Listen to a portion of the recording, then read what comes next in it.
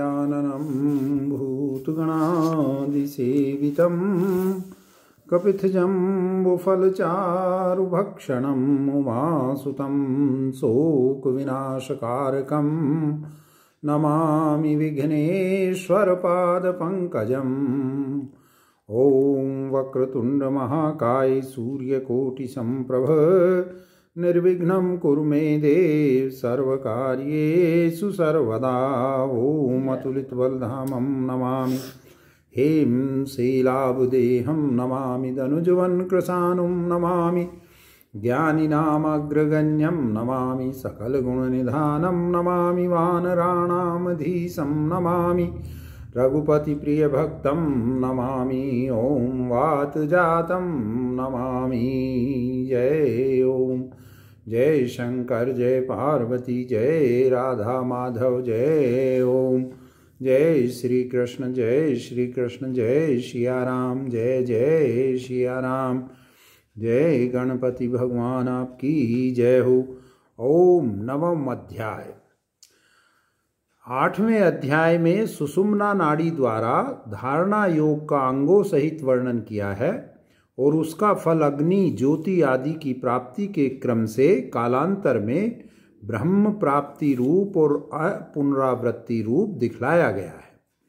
वहाँ यह शंका होती है कि क्या इस प्रकार साधन करने से ही मोक्ष प्राप्ति रूप फल मिलता है, अन्य किसी प्रकार से नहीं मिलता। इस शंका को निवृत्त करने की इच्छा से श्री भगवान बोले, इदम तू ते गुह्यतम मम प्रक्षाम्य न सूयये वे ज्ञानम विज्ञान सहितम यज्जात्वा मोक्ष से शुभात। जो ब्रह्म ज्ञान आगे कहा जाएगा और जो कि पूर्व के अध्यायों में भी कहा जा चुका है, उसको बुद्धि के सामने रखकर यहाँ इदम शब्द का प्रयोग किया है। तू शब्द अन्यान्य ज्ञानों से इसे अलग करके विशेषता से लक्ष्य कराने के लिए कहा है। यही यथार्थ ज्ञान साक्षात मोक्ष प्राप्ति का साधन है, जो कि सब कुछ वासुदेव ही है। आत्मा ही यह समस्त जगत है, ब्रह्म अद्वितीय एक ही है इत्यादि श्रुति स्मृतियों से दिखलाया गया है। इसके अतिरिक्त और कोई मोक्ष का साधन नहीं है। जो इससे विपरीत जानते हैं वे अपने से भिन्न अपना स्वामी मानने वाले मनुष्य विनाशशील लोकों को प्राप्त होते हैं इत्यादि श्रुतियों से भी यही सिद्ध होता है। तुझ असूया रहित भक्त से मैं यह अति गोपनीय विषय कहूँगा। वह क्या है? ज्ञान। कैसा ज्ञान? विज्ञान सहित अर्थात अनुभव सहित ज्ञान। जय श्री कृष्ण जय श्री कृष्ण। जिस ज्ञान को जानकर अर्थात पाकर तू संसार रूप बंधन से मुक्त हो जाएगा, वह ज्ञान राजविद्या राजगुह्यम पवित्रमिदमुत्तमम प्रत्यक्षवागमम धर्मम सुसुखम कर्तुम व्ययम। अतिशय प्रकाश युक्त होने के कारण समस्त विद्याओं का राजा है। ब्रह्म विद्या सब विद्याओं में अतिशय दैदीप्यमान है, यह प्रसिद्ध ही है। तथा यह ज्ञान समस्त गुप्त रखने योग्य भावों का भी राजा है। एवं यह बड़ा पवित्र और उत्तम भी है, अर्थात संपूर्ण पवित्र करने वालों को पवित्र करने वाला यह ब्रह्म ज्ञान सबसे उत्कृष्ट है, जो अनेक सहस्त्र जन्मों में इकट्ठे हुए पुण्य पाप आदि कर्मों को क्षण मात्र में मूल सहित भस्म कर देता है। उसकी पवित्रता का क्या कहना है। साथ ही यह ज्ञान प्रत्यक्ष अनुभव में आने वाला है, अर्थात सुख आदि की भांति जिसका प्रत्यक्ष अनुभव हो सके ऐसा है। अनेक गुणों से युक्त वस्तु का भी धर्म से विरोध देखा जाता है, परंतु आत्मज्ञान उनकी तरह धर्म विरोधी नहीं है, बल्कि धर्ममय है, अर्थात धर्म से युक्त है। ऐसा पदार्थ भी तुहु संपात प्राप्त करने में बड़ा कठिन हो सकता है। इसलिए कहते हैं कि यह ज्ञान रत्नों के विवेक विज्ञान की भांति समझने में बड़ा सुगम है, परंतु संसार में अल्प परिश्रम से सुखपूर्वक संपन्न होने वाले कर्मों का अल्प फल और कठिनता से संपन्न होने वाले कर्मों का महान फल देखा गया है।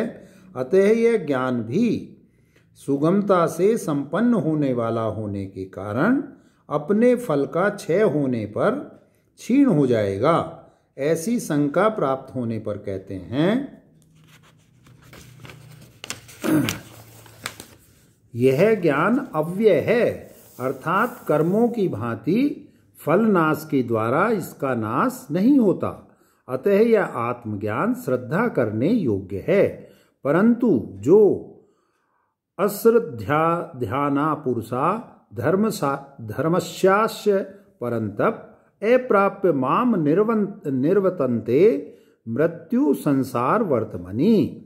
इस आत्मज्ञान रूप धर्म की श्रद्धा से रहित हैं, अर्थात इसके स्वरूप में और फल में आस्तिक भाव से रहित हैं, नास्तिक हैं। वे असुरों के सिद्धांतों का अनुवर्तन करने वाले, देह मात्र को ही आत्मा समझने वाले एवं पाप कर्म करने वाले इंद्रिय लोलुप मनुष्य, हे परंतप, मुझ परमेश्वर को प्राप्त न होकर मेरी प्राप्ति की तो उनके लिए आशंका भी नहीं हो सकती। मेरी प्राप्ति के मार्ग की साधन रूप भेद भक्ति को भी प्राप्त न होकर निश्चय ही घूमते रहते हैं। कहाँ घूमते रहते हैं? मृत्यु युक्त संसार के मार्ग में, अर्थात जो संसार मृत्यु युक्त है, उस मृत्यु संसार के नरक और पशु पक्षी आदि योनियों की प्राप्ति रूप मार्ग में वे बारंबार घूमते रहते हैं।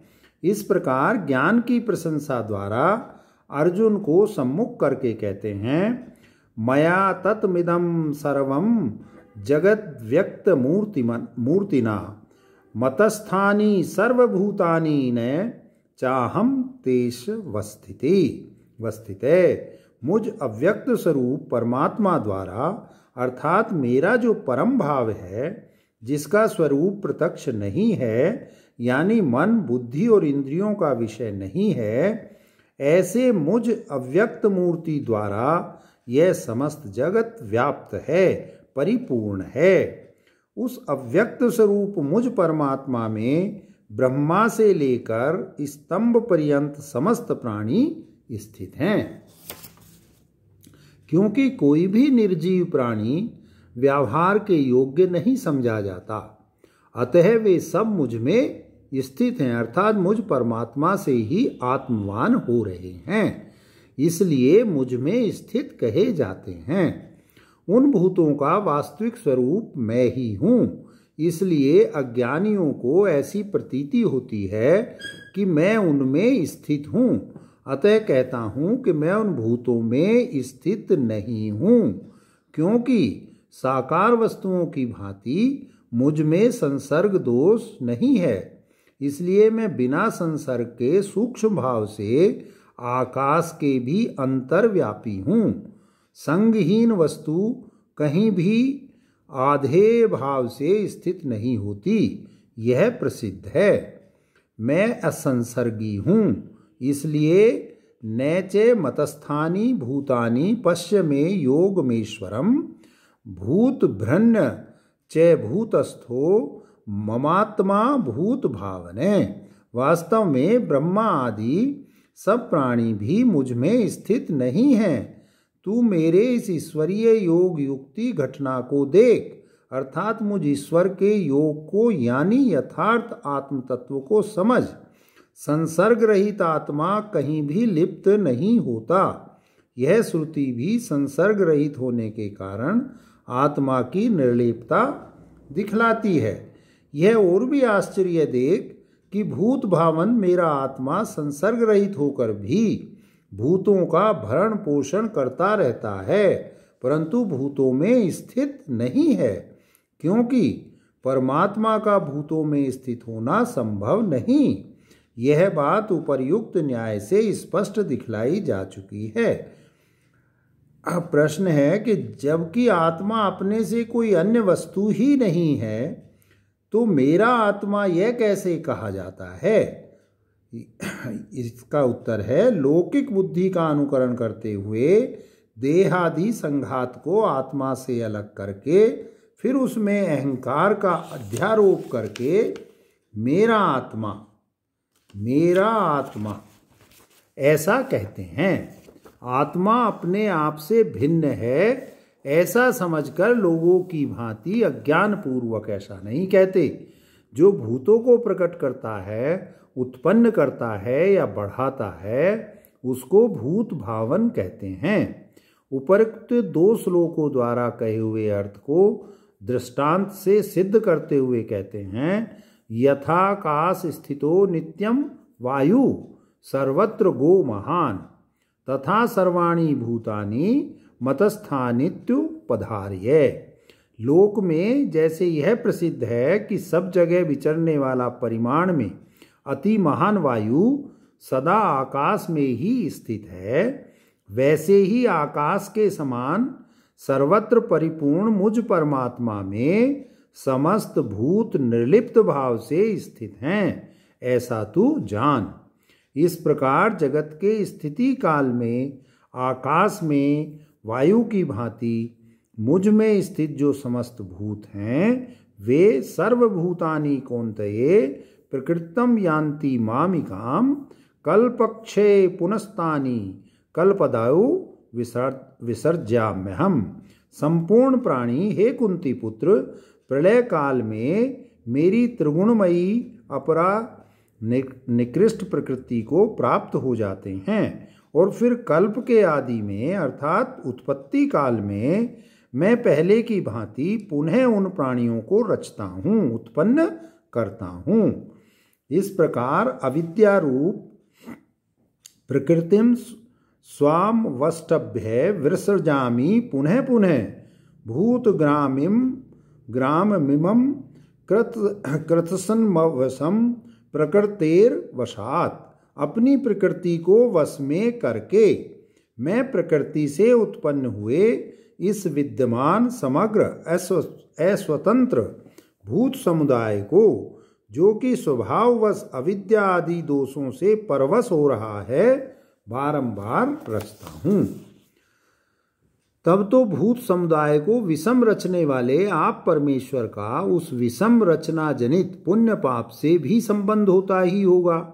ऐसी शंका होने पर भगवान ये वचन बोले, नैचे माम तानि कर्माणि निबंधति धनंजय उदासीन वदासीन नमस्तकम तेसु कर्मसु।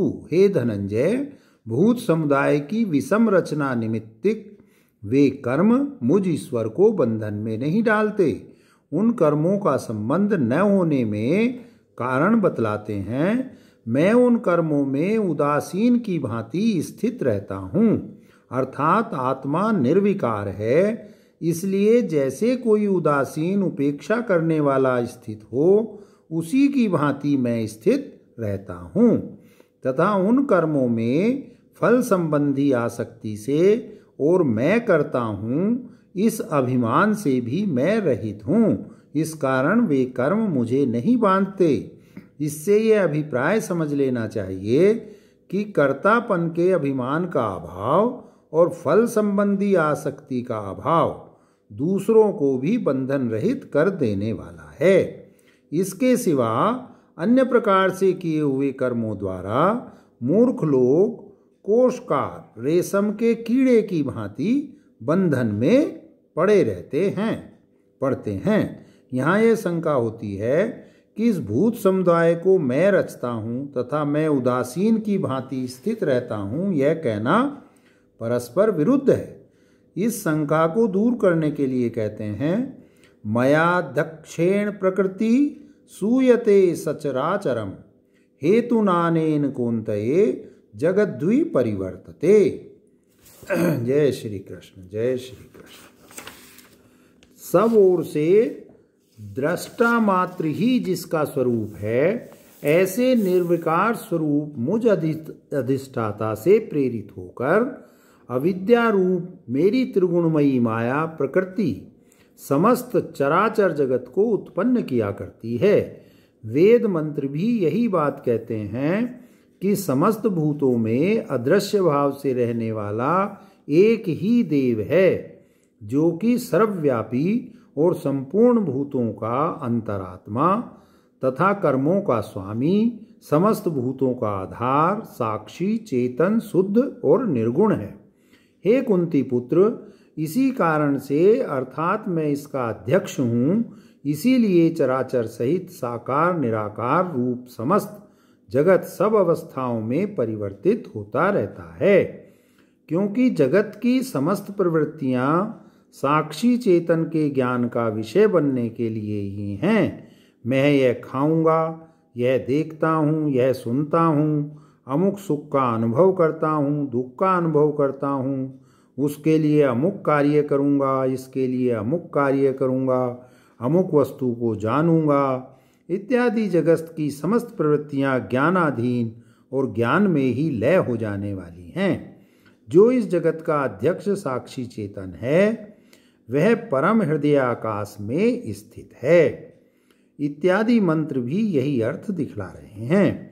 जबकि सबका अध्यक्ष रूप चैतन्य मात्र एक देव वास्तव में समस्त भोगों के संबंध से रहित है और उसके सिवा अन्य चेतन न होने के कारण दूसरे भोक्ता का अभाव है, तो यह सृष्टि किसके लिए है?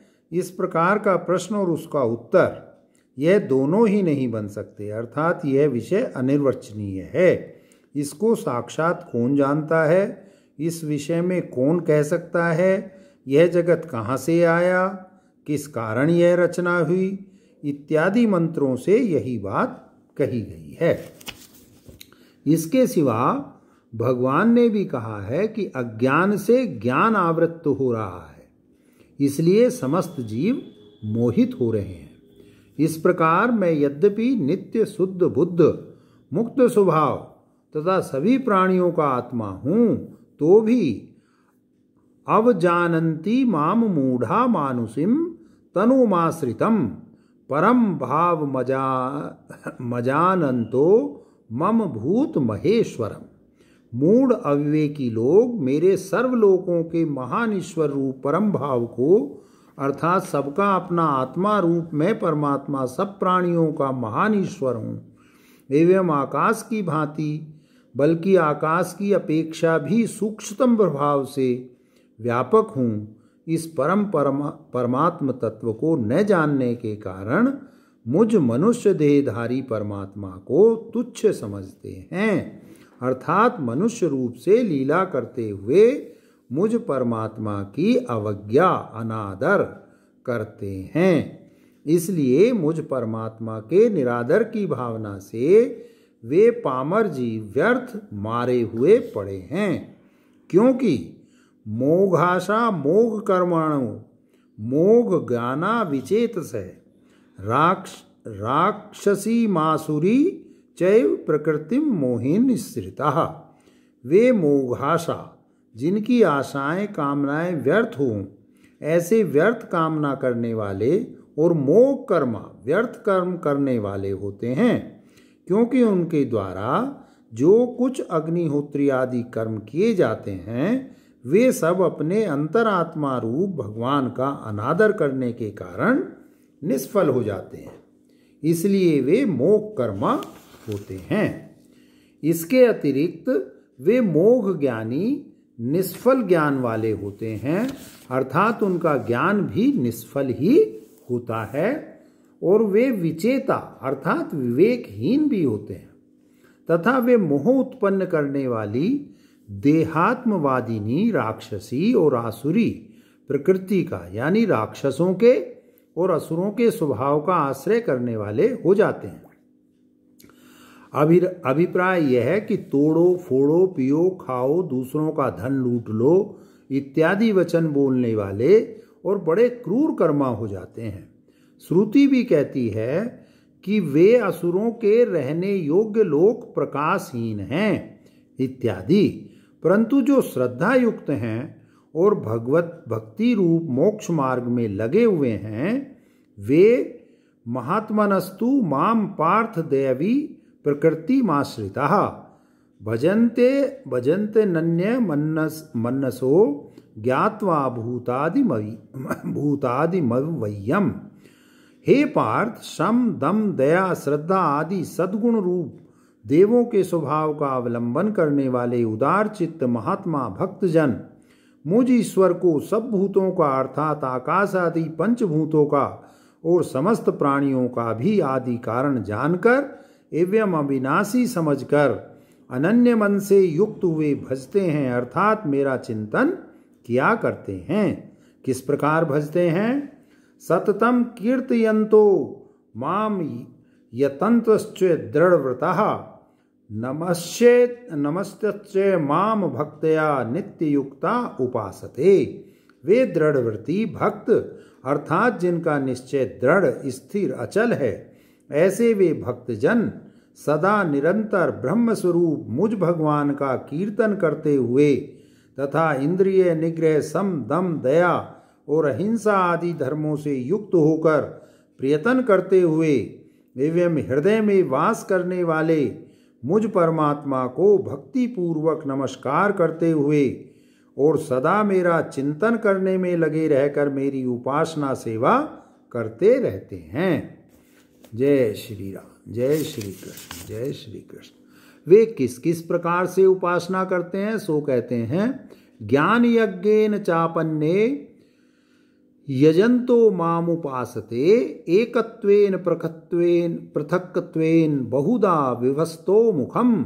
कुछ ज्ञानी जन दूसरी उपासनाओं को छोड़कर भगवत विषय ज्ञान रूप यज्ञ से मेरा पूजन करते हुए उपासना किया करते हैं, अर्थात परम ब्रह्म परमात्मा एक ही है, ऐसे एकत्व रूप परमार्थ ज्ञान से पूजन करते हुए मेरी उपासना करते हैं। और कोई कोई पृथक भाव से अर्थात आदित्य चंद्रमा आदि के भेद से इस प्रकार समझकर उपासना करते हैं कि वही भगवान विष्णु सूर्य आदि के रूप में स्थित हुए हैं, तथा कितने ही भक्त ऐसा समझकर कि वही सब और मुख वाले विश्व मूर्ति भगवान अनेक रूप से स्थित हो रहे हैं, उन विश्व रूप विराट भगवान की ही विविध प्रकार से उपासना करते हैं। यदि भक्त लोग बहुत प्रकार से उपासना करते हैं तो आपकी ही उपासना कैसे करते हैं? इस पर कहते हैं, अहम क्रतुरहम यज्ञ स्वधामहमोषधम मंत्रोहम मेवाज्यमहम निग्रहम हुतम। क्रतु स्रोत यज्ञ विशेष मैं हूँ और यज्ञ स्मार्त कर्म विशेष भी मैं ही हूँ, तथा जो पितरों को दिया जाता है वह स्वधा नामक अन्न भी मैं ही हूँ। सब प्राणियों से जो खाई जाती है उसका नाम औषध है और वह औषध भी मैं ही हूँ। अथवा यूँ समझो कि सब प्राणियों का साधारण अन्न स्वधा है और व्याधि का नाश करने के लिए काम में ली जाने वाली भेषज औषध है। जय श्री कृष्ण, जय श्री कृष्ण। तथा जिसके द्वारा देव और पितरों को हवि पहुंचाई जाती है वह मंत्र भी मैं ही हूँ। इसके अतिरिक्त मैं ही आज्य हवि घृत हूँ जिसमें होम किया जाता है, और वह अग्नि भी मैं ही हूँ और मैं ही हवन रूप कर्म भी हूँ। तथा पिताहमस्य जगतो माता धाता पितामह वेद्यम पवित्रोमकार ऋकस्मायुज रेव च। मैं ही इस जगत का उत्पन्न करने वाला पिता और उसकी जन्मदात्री माता हूँ, तथा मैं ही प्राणियों के कर्मफल का विधान करने वाला विधाता और पितामह अर्थात पिता का पिता हूँ, तथा जानने के योग्य पवित्र करने वाला ओंकार, ऋग्वेद, सामवेद और यजुर्वेद सब कुछ मैं ही हूँ। तथा मैं ही गतिर्भर्ता प्रभु साक्षी निवासः शरणम सुहृत प्रभवः प्रलय स्थानम निधानम बीजमव्ययम व्ययम। गति कर्मफल भर्ता सबका पोषण करने वाला, प्रभु सबका स्वामी, प्राणियों के कर्म और अकर्म का साक्षी, जिसमें प्राणी निवास करते हैं वह वास स्थान, शरण अर्थात शरण में आए हुए दुखियों का दुख दूर करने वाला, सुहृत प्रत्युपकार न चाहकर उपकार करने वाला, प्रभव जगत की उत्पत्ति का कारण और जिसमें सब लीन हो जाते हैं वह प्रलय भी मैं ही हूँ, तथा जिसमें सब स्थित होते हैं वह स्थान प्राणियों के कालांतर में उपभोग करने योग्य कर्मों का भंडार रूप निधान और अविनाशी बीज भी मैं ही हूँ। अर्थात उत्पत्तिशील वस्तुओं की उत्पत्ति का अविनाशी कारण मैं ही हूँ। जब तक संसार है तब तक उसका बीज भी अवश्य रहता है, इसलिए बीज को अविनाशी कहा है, क्योंकि बिना बीज के कुछ भी उत्पन्न नहीं होता और उत्पत्ति नित्य देखी जाती है। इससे यह जाना जाता है कि बीज की परंपरा का नाश नहीं होता। तथा तपाहम्यहमहं वर्षम निग्रहम्य सृजामि च अब अमृतम चैव मृत्युश्च सदश्चहामर्जुन। मैं ही सूर्य होकर अपनी कुछ प्रखर रश्मियों से सबको तपाता हूँ और कुछ किरणों से वर्षा करता हूँ, तथा वर्षा कर चुकने पर फिर कुछ रश्मियों द्वारा 8 महीने तक जल का शोषण करता रहता हूँ और वर्षा काल आने पर फिर वर्षा देता हूँ। हे अर्जुन, देवों का अमृत और मृत्युलोक में बसने वालों की मृत्यु तथा सत और असत सब मैं ही हूँ। अर्थात जो जिसके संबंध से विद्यमान है वह और जो उसके विपरीत है वह भी मैं ही हूँ। परंतु यह ध्यान में रखना चाहिए कि स्वयं भगवान अत्यंत असत नहीं हैं, अथवा सत और असत का अर्थ यहाँ कार्य और कारण समझना चाहिए। जो ज्ञानी पहले कहे हुए क्रमानुसार एकत्व, पृथकत्व आदि विज्ञान रूप यज्ञों से पूजन करते हुए मेरी उपासना करते हैं, वे अपने विज्ञानानुसार मुझे ही प्राप्त होते हैं।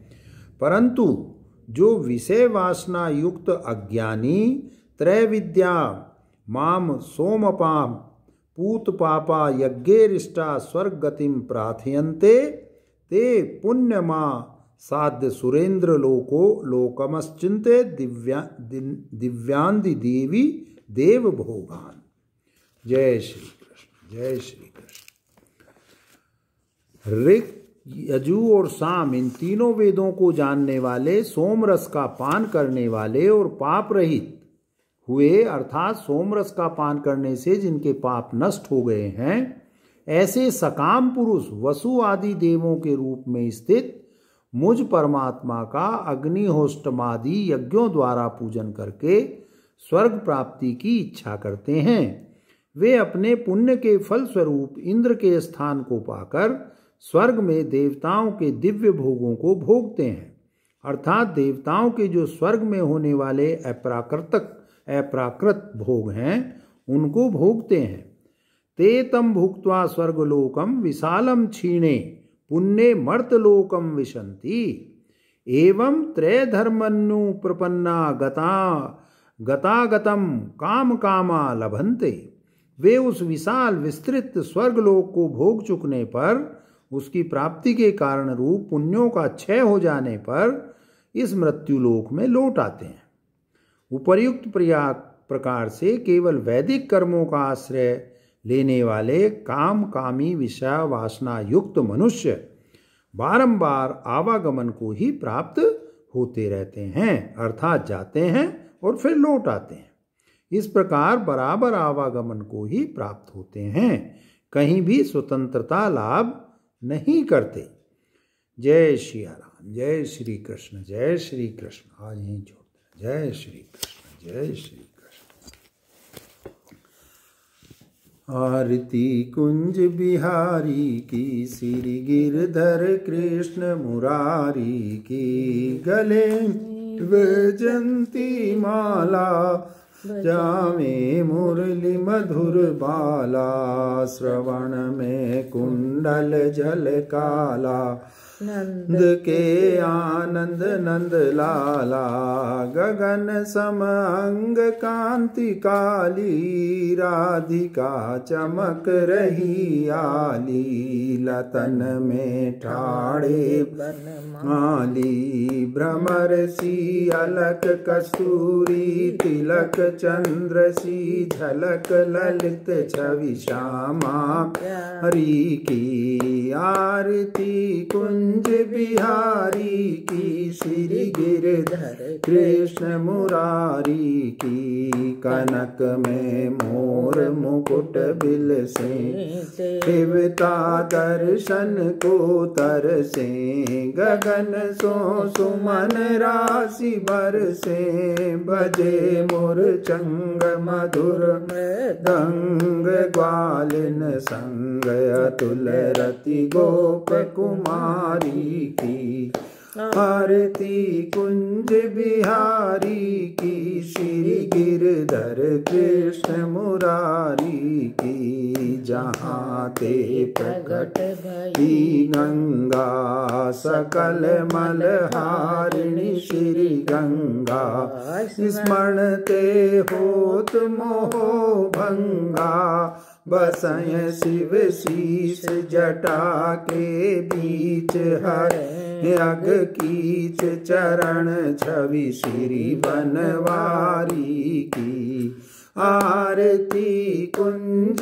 बिहारी की, श्री गिरधर कृष्ण मुरारी की, चमकती उजल तट रेणु, बज रही वृंदावन बेनु, चाहूं दिशि गोप ग्वाल धेनु, हसत मृदु मंद चांदनी चंद, कटत भव फंद टेर, सुनु दीन दुखा मरी की, आरती कुंज बिहारी की, श्री गिरधर कृष्ण मुरारी की, आरती कुंज बिहारी की, श्री गिरधर कृष्ण कारी की। ओम श्री रामचंद्र कृपालु भज मन हरण भव भय दारुणम,